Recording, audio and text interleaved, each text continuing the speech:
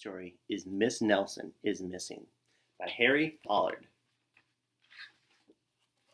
The kids in room 207 were misbehaving again. Spitballs stuck to the ceiling, paper planes whizzed through the air. They were the worst behaved class in the whole school. "Now settle down," Miss Nelson said in a sweet voice. But the class would not settle down. They whispered and giggled. They squirmed and made faces. They were even rude during story hour. And they always refused to do their lessons. "Something will have to be done," said Miss Nelson. The next morning, Miss Nelson did not come to school. "Wow," yelled the kids, "now we can really act up." They began to make more spitballs and paper planes. "Today, let's be just terrible," they all said. "Not so fast," hissed an unpleasant voice. The woman in an ugly black dress stood before them. "I'm your new teacher, Miss Viola Swamp," and she rapped the desk with her ruler. "Where's Miss Nelson?" the kids asked. "Never mind that," snapped Miss Swamp. "Open those arithmetic books." Miss Nelson's kids did as they were told.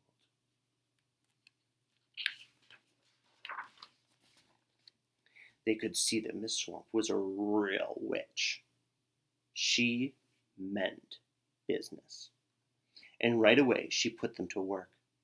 And she loaded them down with all kinds of homework.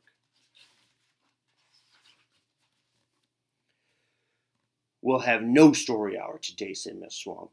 "Keep your mouth shut," said Miss Swamp. "Sit perfectly still," said Miss Swamp. "And if you misbehave, you'll be sorry," said Miss Swamp. The kids in room 207 had never worked so hard. Days went by and there was no sign of Miss Nelson. The kids missed Miss Nelson. "Maybe we should try to find her," they said. "Maybe we should go to the police." So Detective McSmog was assigned to the case. He listened to their story. He scratched his chin. He said, "I think Miss Nelson is missing." Detective McSmog would not be much help. Other kids went to Miss Nelson's home. The shades were drawn tightly and no one answered the door. In fact, the only person that they did see was the wicked Miss Viola Swamp coming up the street.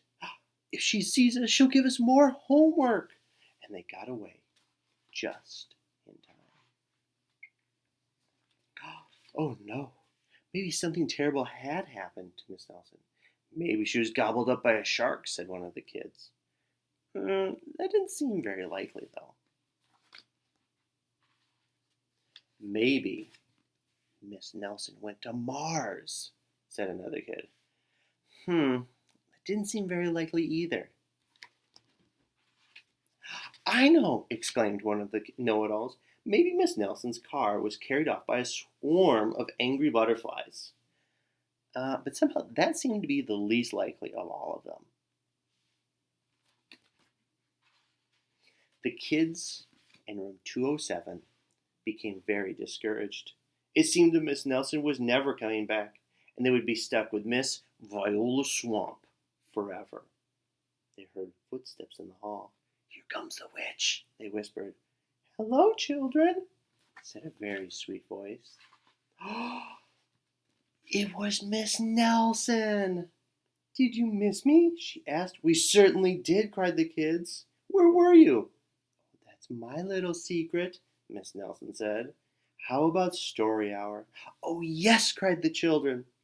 Miss Nelson noticed that during story time, no one was rude or silly.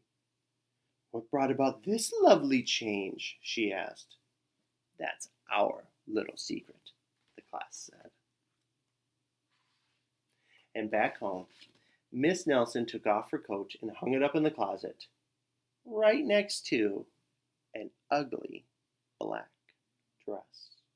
And when it was time for bed, she sang a little song, I'll never tell, to herself with a smile.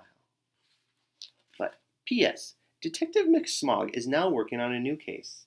He is now looking for the missing Miss Viola Swamp. The